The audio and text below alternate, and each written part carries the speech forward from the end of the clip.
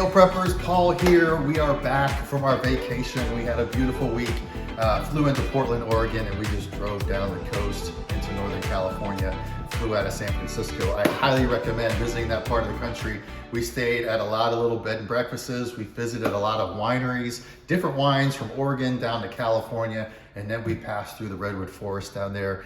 It is amazing to see how big those trees are. And we ate at a lot of different places. What I tell people is when you go out on vacation, be picky. Go to different restaurants to explore foods you've never tried before, and just be picky. You don't have to go for the standards all the time. So look at the menu beforehand and make sure it's a place you want to go. It's got plenty of choice, and then just ask for what you want. Try different things. It's beautiful. This week we have got a salmon salad.